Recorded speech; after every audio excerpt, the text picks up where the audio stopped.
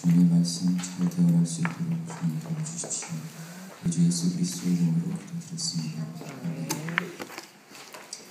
여러분, 제가 옛날에 브레이킹 업이라는 영화를 본 적이 있었습니다. 이 브레이킹 업이라는 영화의 내용은 한 남자와 한 여자가 서로 헤어져가는 과정입니다.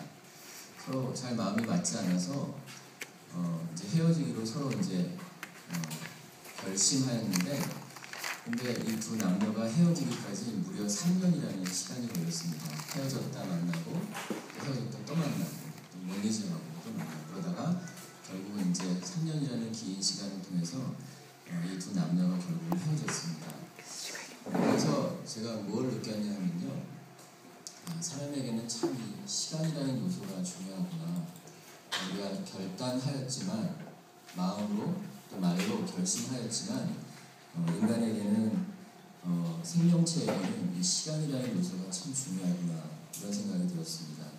그리고 또 우리가 누군가를 용납할 때도 우리가 마음에 또 결단으로 내가 저 사람을 용납해야지, 용서해야지 라고 생각은 했으나 그 사람을 용납하고 용서하고 또 이렇게 받아들이기까지 긴 시간이 걸립니다.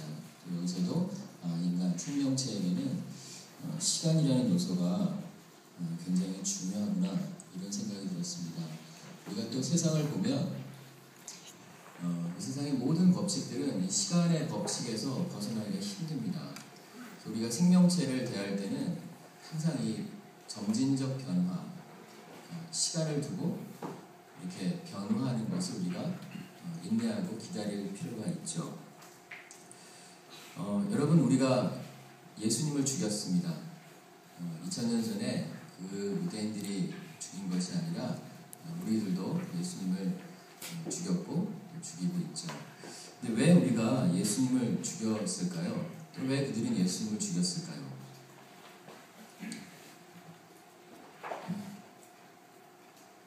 예수님은 이 세상에 속하지 않으신 분이셨기 때문에 사람들이 견딜 수 없었습니다.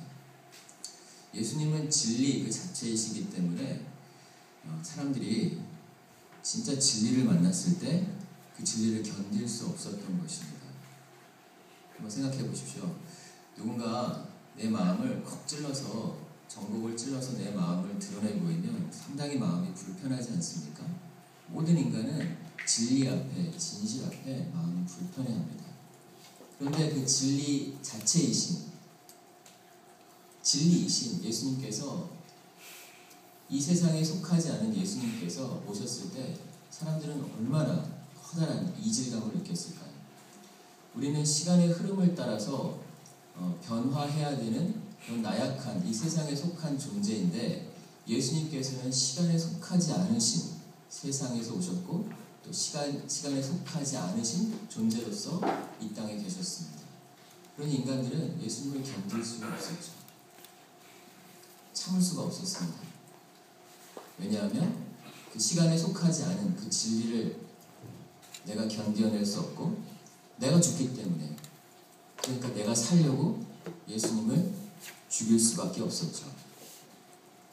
이것이 바로 우리가 예수님을 죽여버린 그런 이유입니다.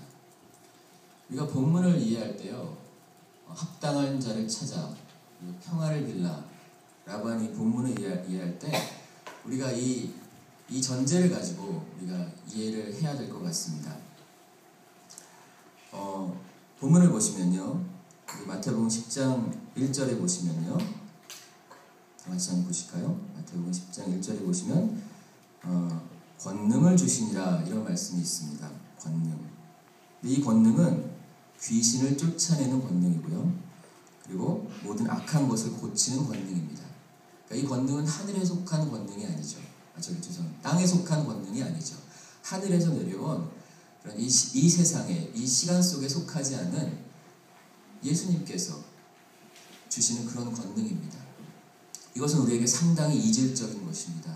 우리가 받아들이기 힘든 것이죠. 예수님께서 제자들을 파송하실 때에 그러한 이 세상에 속하지 않는 권능을 주셨습니다. 그러면 사람들은 이 권능을 받은 자에게 어떻게 반응할까요? 참아내지 못합니다. 예수님을 참아내지 못한 것처럼 사람들은 그 권능을 가진 자, 그 복음을 품은 자의 그 존재 자체를 참아내지 못합니다.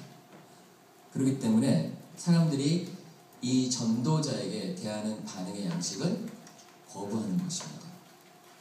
죽이려고 할 것입니다. 마치 예수님을 죽였던 것처럼. 그렇기 때문에 정말로 복음을 품은 자는 어딜 가든지 배척당할 수 있습니다. 때문에 그 복음을 견딜 만한, 그 진리를 견딜 만한 합당한 자를 찾아야 합니다. 그래서 본문에 합당한 자를 찾아내요. 그리고 합당한 자를 찾아냈다 할지라도 그들이 아직 복음을 받아들이지 않은 자라면 그들은 무척 혼란스러울 것입니다. 왜냐하면 이 세상에 속하지 않은 것을 전도자가 품고 있기 때문에. 그래서 그들에게 우리는 평안을 빌어야 합니다. 혼란스러워하지 않도록. 내가 가진 것으로, 내가 가진 복음과 이 세상에 속하지 않은 그 진리로 그에게 다가갔을 때 그가 무너지지 않도록, 깨어지지 않도록 그에게 간절히 평안을 빌어야 합니다. 제가 어제 노방전도를 혼자서 다녀왔습니다. 저희 동네에 있는 성남 중앙 도서관에 그 노방전도를 나갔는데 바로 이 양복을 입고 이제 그 전도지를 들고, 제가 직접 만든 전도지를 들고 도서관에 갔습니다. 거기 가면 젊은이들이 많이 있을 것 같아서. 그런데 늘 가던 도서관이었는데 제가 책을 읽으려 도서관에 간 것이 아니라 전도해야겠다. 복음을 품고 복음의 마음을 품고 그 성남 도서관에 갔더니 저에게는 전혀 낯선 공간이 되었습니다.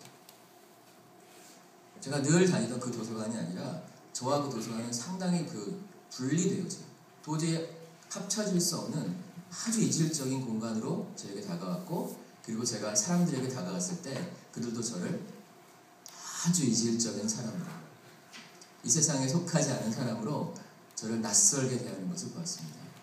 거절을 당하고요. 그리고 그 쏘아대는 눈빛을 당하고요. 사람들은 그렇습니다. 복음은 그렇습니다. 복음이라는 것은 이 세상에 속하지 않는 권능입니다. 그래서 분명히 이 세상과는 이질적인 것이 될 수 있었죠. 그런데 우리는 제가 말씀드렸던 이 전제를 잠시 뒤집어 생각해 볼 필요도 있을 것 같습니다. 만약에 우리가 이 세상과 전혀 이질적인 삶의 모습을 가지고 있지 않다면, 너무나 이 세상에 편하고 사람들도 나를 너무나 편하다면 아마도 우리는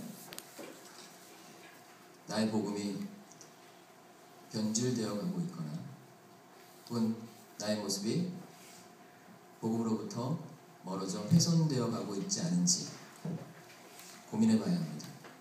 우리는 이제 전도사라는 타이틀에 대하여 너무나 익숙해져가는 그런 시간들이 되었습니다. 그러나 전도사, 목사라는 것은 이 세상에 잘 부합하기 위하여 만들어진 직책일 뿐이죠. 우리에게 원래 주어진 사명은 전도사, 목사가 아닌 전도자, 목자의 모습을 우리는 늘 잊지 말고 늘 회복하며 갱신해야 할 것입니다.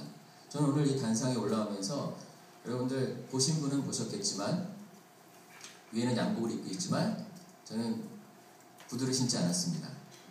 운동화를 신고 올라왔습니다. 그 모습은